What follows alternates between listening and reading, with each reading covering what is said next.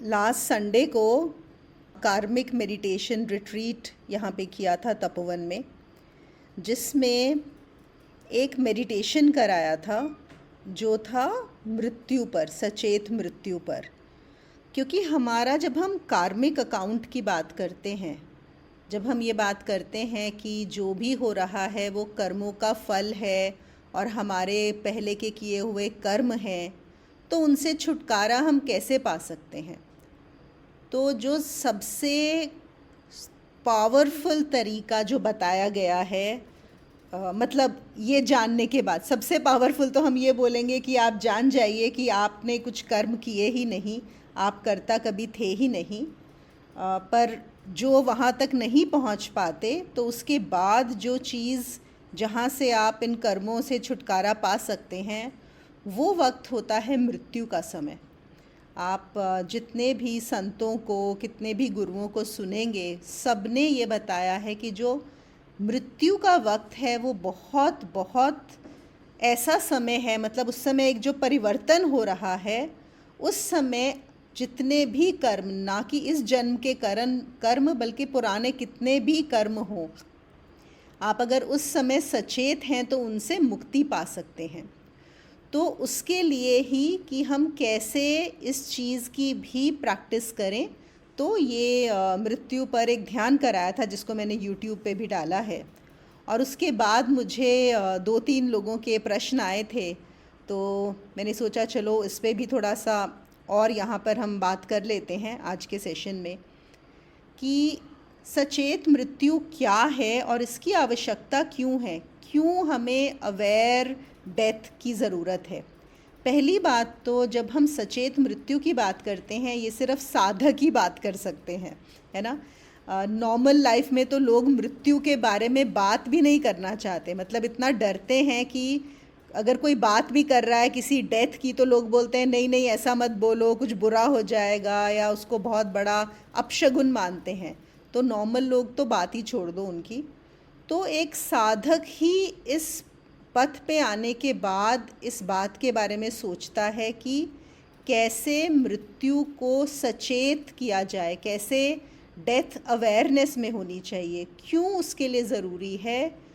क्योंकि वो ये जान पाता है कि वो एक बहुत बड़ा इवेंट है। इनफैक्ट आपकी जो भी लाइफ चल रही है, अगर वो आपके कंट्रोल में नहीं है या बहुत सारी चीज़ें बिल्कुल ऐसे हो रही हैं जैसा आप नहीं चाहते थे, कहाँ पे आप उसमें बदलाव ला सकते हो, कहाँ पे आप उसको अपने हिसाब से चेंज कर सकते हो। वो एक मतलब एक मोड़ है ज़िंदगी का जहाँ पे चीज़ों को बदला जा सकता है। तो किसी भी साधक के लिए ये बहुत ज़रूरी है, क्योंकि हम सबको स्वतंत्रता चाहिए, और साधक से ज़्यादा स्वतंत्रता तो शायद कोई एक्सपीरियंस भी नहीं करता और कोई जानता भी नहीं है। और आप ये जान जाते हो कि मृत्यु के वक्त उस स्वतंत्रता को पूरी तरह से पाया जा सकता है। तो क्या होता है, सचेत मृत्यु का मतलब है कि जब वो मृत्यु घट रही हो, जब मृत्यु का वक्त आ जाए, ये तो हम सबको पता है कि मृत्यु होनी ही है, और कुछ हो या ना हो, ये पक्की बात है कि मृत्यु होने वाली है। तो उस वक्त कुछ ऐसे दरवाज़े खुलते हैं, उस वक्त कुछ ऐसे पोर्टल्स खुलते हैं कि अगर हम उस समय अवेयर हों, अगर हम उस समय जागृत हों, तो हम कुछ बदलाव ला सकते हैं, कुछ चीज़ें हम कंट्रोल में और ला सकते हैं और अपनी स्वतंत्रता को ले सकते हैं। तो उसमें एक, देखिए मेरा मृत्यु का कोई अनुभव नहीं है, पहले तो मैं ये बता दूं यहाँ पे आगे बात करने से पहले, और ना ही मुझे कोई, पहले ज़रूर बहुत सारी मृत्यु हुई होगी, ना ही मुझे कोई मेमोरी है। सिर्फ जो मेरा अपना अनुभव है, सिर्फ इस शरीर को छोड़ने का अनुभव है, लेकिन वो शरीर जब छोड़ा उसमें मृत्यु नहीं हुई थी मेरी, है ना। तो इसलिए मृत्यु में भी एग्जैक्टली वही होता है या नहीं होता मुझे नहीं पता, लेकिन हाँ, उससे एक अनुमान लगाया जा सकता है कि क्या होता होगा मृत्यु के वक्त। तो जब आपका वो शरीर छूटता है, उस समय बहुत सारी चीज़ें खुलती हैं। तो सब गुरुओं ने बताया है कि उस समय हम सब एक लाइफ रिव्यू करते हैं। ओके, जितनी भी आप पुस्तकें उठाएंगे सब में बताया गया है। एक होता है आप आपकी जो ये वाली ज़िंदगी थी जो आपने जी है, इसका रिव्यू होता है। आप हर चीज़, मतलब वो हमारी स्मृति में, हमारी मेमोरी में एक एक चीज़ स्टोर्ड है, तो आप उसको देख पाते हैं। अभी तो क्या है, हम बहुत लिमिटेड व्यू से जानते हैं कि हमने क्या अच्छा किया, क्या बुरा किया, क्या हो रहा था। लेकिन उस समय हम बहुत ऑब्जेक्टिवली हर चीज़, कि हमारे क्या एक्शंस थे, उससे दूसरों पे क्या प्रभाव पड़ा, या दूसरों ने क्या किया, उस पे हमारे ऊपर क्या प्रभाव पड़ा, और ना कि ये लाइफ बल्कि पुरानी कई लाइफ्स। तो मैं एक दो लोगों को जानती हूँ जिन्होंने ये एक्चुअली में अनुभव किया है, जो हम नियर डेथ एक्सपीरियंस बोलते हैं। आप लोगों ने आई एम श्योर सुना होगा इसके बारे में, और बहुत सारे यूट्यूब वीडियोस भी हैं, बहुत रिसर्च भी हुआ है। और मैं खुद भी एक दो लोगों को जानती हूँ जिन्होंने उस लाइफ रिव्यू को एक्सपीरियंस किया है। मतलब उन्होंने देखा कि वो, और सिर्फ ये लाइफ नहीं थी, बहुत सारी पुरानी लाइफ्स में नज़र आ रहा था कि वो क्या कर रहे थे, हर चीज़ देख पाए कि वो क्या क्या हुआ था। और उस समय क्या होता है, या तो हम वहाँ पे स्टक हो जाते हैं ये देखते हुए वो चीज़ें कि हम क्या कर रहे थे। हम कभी सोचते ही नहीं है अरे हमने भी ऐसा किया होगा। हमारी एक, हो सकता है अपने बारे में एक इमेज हो, एक आइडेंटिटी हो कि मैं तो बहुत अच्छा हूँ, मैं बहुत काइंड हूँ और मैंने हमेशा सबके लिए अच्छा किया है। और हो सकता है जब आपका रिव्यू हो रहा हो तब आपको याद ही ना हो कि आपने क्या क्या ऐसे कर्म किए थे जिनको आप अच्छा नहीं मानते। हो सकता है इस लाइफ में, हो सकता है पिछली लाइफ में। तो वहाँ पर एक अटैचमेंट आ जाता है या एक रिपल्शन आ जाता है, या आप वहाँ पे कनेक्ट हो जाते हो उस चीज़ से। और जैसे ही कनेक्ट होते हो, मतलब वो चीज़ फिर से अब आपकी लाइफ में रिपीट होगी आगे। या फिर हो सकता है आपने कुछ बहुत अच्छा किया हो जिसको देख के आप बड़े खुश हो जाओ, वहाँ पे खुश होने लगो कि अरे वाह, मैंने इतना सब कुछ, ये तो मैंने बहुत अच्छा किया। तो ये दोनों ही चीज़ें आगे की जर्नी के लिए जो बताया जाता है, वहाँ से ही डिसाइड होता है कि हमारी आगे की जर्नी कैसे होगी, आगे की लाइफ क्या होगी, अगला जन्म क्या होगा। तो साधक के लिए क्या बताते हैं कि उसको अच्छे से देख लो और उससे अटैच मत हो, उसको बस जाने दो, उसको एक अवेयरनेस में, चेतना में, कि हाँ, जैसे हम एक पिक्चर देखते हैं और हमें पता है कि सब झूठ है, उसको पूरा झूठ की तरह देख लो। इनफैक्ट मैं एक सदगुरु का वीडियो आपने भी देखा होगा, शायद आजकल काफ़ी वायरल हुआ है। वो बोलते हैं कि you get rid of all your karma in 40 seconds. Okay, so he says only 40 seconds.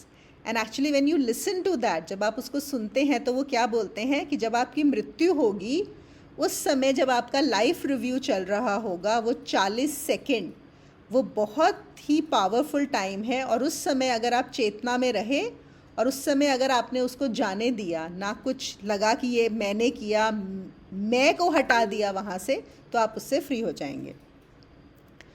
तो ये एक पावरफुल तरीका है। और हम इसको कैसे, इसकी तैयारी करें, हम उसकी तैयारी जीते जी ही कर सकते हैं, है ना। लास्ट मोमेंट पे मरते हुए तो ये सब चीज़ें याद आने वाली हैं नहीं। हमने जो प्रैक्टिस, जो काम, अपनी पूरी ज़िंदगी हमें मिली है तैयारी करने के लिए मृत्यु की। और देखिए कितने मज़े की बात है कि जब भी कोई जन्म होने वाला होता है, जैसे हम सबको पता होता है घर में कोई बच्चा आने वाला है किसी भी फैमिली में, तो सब घर के परिवार वाले, जो दादा दादी, नाना नानी, पेरेंट्स, आसपास के जितने भी फ्रेंड्स होंगे, सब लोग तैयारी में लगे होते हैं कि एक छोटा बच्चा आने वाला है। पूरी प्लानिंग चल रही होती है शुरू से कि वो आएगा तो उसके लिए क्या क्या करना है, कैसे हमें अपनी लाइफ बदलनी है, पूरी तैयारी होती है। लेकिन जब कोई जाने वाला होता है, मृत्यु की तैयारी नहीं होती कि इसकी जो मृत्यु हो रही है। और हम साधक में, अध्यात्म में क्या मानते हैं कि मृत्यु की तैयारी करना जन्म की तैयारी से भी ज़्यादा ज़रूरी है, बहुत ज़्यादा ज़रूरी है। तो इसलिए ये तैयारी कैसे की जाएगी कि अगर हम चेतना में ज़्यादा से ज़्यादा जीते जी, मतलब हमारी जो लाइफ है उस समय हम अवेयर रहें। तो जैसे एक मैंने ये जो मेडिटेशन डाली है, वो भी एक तरह से तैयारी है कि जब भी हो हमारी थोड़ी सी प्रैक्टिस हो जाए अभी से कि हमें कैसे उस समय अवेयर रहना है, क्या हो रहा होगा, हमें क्या करना है। That is very important. और एक और चीज़ क्या होती है, जब हम उस लाइफ रिव्यू में देखते हैं कि हमारा वही रेपिटेशन चल रहा है हर ज़िंदगी में हमने वही सब किया है, हमेशा वही सब करते आ रहे हैं। मतलब कि क्या पैदा हुए, बड़े हुए, पढ़े लिखे, उसके बाद नौकरी की, उसके बाद पैसे के पीछे भागे, फैमिली के पीछे भागे, पावर के पीछे भागे, सोसाइटी ने जो बताया वो करने लगे। और हम देखेंगे लाइफ बाय लाइफ हम वही काम करते आए हैं। तो वो भी एक बहुत बड़ी बुद्धि के लिए एक बहुत लर्निंग होती है कि अरे मैं क्या कर रहा हूँ ज़िंदगी भर से, मतलब कितनी ज़िंदगी मैंने यही सब करने में निकाली है। तो अब तो संभल जाऊँ, अब तो कम से कम मैं वो रिपीट ना करूँ जो मैं हमेशा करता आया हूँ। और इसी को लेके अगर आप लोगों ने सुना हो, एक बारदो करके ट्रेडिशन है तिब्बतन बुद्धिज़्म में, बारदो करके प्रैक्टिस होती है। बहुत ही सुंदर प्रैक्टिस है, आप उसके बारे में पढ़ सकते हैं, बहुत जगह दिया हुआ है। उसमें क्या होता है, जो जब मृत्यु होने वाली होती है और ऑब्वियसली किसी साधक की, और उनके जो आसपास के सत्संग के लोग होते हैं या गुरु हैं या जो एडवांस्ड सीकर्स हैं, वो सब आसपास एकत्रित हो जाते हैं और उनको एक आइडिया हो जाता है कि अब इसकी मृत्यु होने वाली है। तो जब मृत्यु हो रही होती है तभी वो लोग उनको सजेशंस देना, उनको बताना, मतलब एक समझाना शुरू कर देते हैं कि तुम सचेत रहो। तो उसकी मृत्यु हो रही है और ये लोग बोल रहे हैं सचेत रहो, लेकिन वो किसको बोला जा सकता है कि वो भी एक एडवांस्ड सीकर था, उसने पहले साधना की हुई है, वो इनकी बात सुन सकता है। और वो शरीर छोड़ने के बाद भी वो लोग सजेशंस देते जाते हैं। वो बोलते हैं देखो अभी तुम्हारी मृत्यु हो गई है, देखो तुम्हारे घर वाले आके तुम्हारे शरीर को लेके जा रहे हैं, देखो भागो नहीं, यहाँ से भागना नहीं है, अटैच नहीं होना है, घबराना नहीं है, देखते जाओ, देखो ये शरीर तुम कभी थे ही नहीं। फिर देखा जाता है कि उस शरीर को दफनाया जा रहा है या जलाया जा रहा है, ये जो भी किया जा रहा है, उस समय भी ये जो पूरी संगत है, ये इस पर्टिकुलर, अगर हम सोल बोलें या जीवात्मा बोलें, उसको उसके साथ रहती हैं और उसको बताती रहती हैं देखो अब ये जल रहा है। और फिर लेकिन तुम हो, देखो कुछ भी नहीं है, सब समाप्त हो गया, अब दोबारा इस शरीर के साथ, किसी भी शरीर के साथ दोबारा अट्रैक्ट मत होना। फिर जब वही लाइफ रिव्यू होता है, वो देख रहे हैं कि हमने क्या क्या किया था, फिर वो उनको गाइड करते हैं कि देखो तुमने ज़िंदगी, कितनी ज़िंदगियाँ, जन्म से जन्म यही सब काम किए हैं, तो अब तुम सचेत हो जाओ। तो ये सब प्रैक्टिस किस लिए कराई जाती है, ताकि वो साधक अवेयरनेस में रहे, ताकि उसकी चेतना बनी रहे। तो ये सब चीज़ें हैं। और सबसे बड़ी बात तो यही है कि अगर हम किसी आध्यात्मिक मार्ग पर चले हैं, कोई साधना की है, तो वो साधना ही हमें मृत्यु के वक्त भी वही काम आएगी। तो इसलिए आवश्यकता है ताकि हम जो भी हमने साधना में कमाया है, जाना है, अगर अपने आप को जाना है, हम वो सब भूल ना जाएं, हमारी स्मृति कायम रहे। अगर जब भी हमारी बेहोशी में मृत्यु होती है तो हम सब कुछ भूल जाते हैं, सब कुछ, सब समाप्त हो जाता है, फिर नया जीवन शुरू होता है। संस्कार तो आते हैं, हाँ, जो हमने सीखा था, जाना था, उसके संस्कार ज़रूर जाते हैं हमारे साथ में, लेकिन बहुत समय लग जाता है, पता नहीं कौन से संस्कार कब फलेंगे, कब क्या होगा। लेकिन अगर हमारी स्मृति कायम रहती है, अगर हम चेतना में रहते हैं, तो क्या रहता है कि हमारी जो स्मृति थी पिछले जन्मों की भी, वो हमारे साथ रहती है। फिर हम उस स्मृति में, अगर हम उस स्मृति में मृत्यु होती है, तो हमारा जो अगला जन्म है वो भी स्मृति के साथ होता है, मतलब सचेत होता है, तो भी एक अवेयर बर्थ होता है। और जिनका अवेयर बर्थ होता है वही बोलते हैं कि डेफिनेटली वो आपका लास्ट बर्थ होगा, ह्यूमन लाइफ में डेफिनेटली वो आपका लास्ट बर्थ होगा। उन्हीं को हम जो अवतार बोलते हैं, या ज़्यादा बड़े संत लोग, गुरुजन, जो भी बोलेंगे, उनको एक अवेयरनेस रहती है। और फिर वो गलतियाँ वो नहीं करते, फिर वो चीज़ें रिपीट नहीं करते जो हमेशा करते आए हैं। So I think for every spiritual seeker, for all of us, this is a very very important piece. और अब हम इसको डिले नहीं कर सकते, हम इस चीज़ को ये नहीं बोल सकते कि हाँ हम करेंगे, 10 साल बाद करेंगे, 20 साल बाद करेंगे, नहीं, क्योंकि मृत्यु एक ऐसी चीज़ है जिसका कुछ पता नहीं है कब आएगी, है ना। कोई भी नहीं कह सकता, कोई गारंटी नहीं है। ये नहीं कह सकते कि हम बूढ़े होके मरेंगे या बीमार होके मरेंगे, क्या पता कब आ जाए, क्या पता अगले पल ही तैयारी में हो।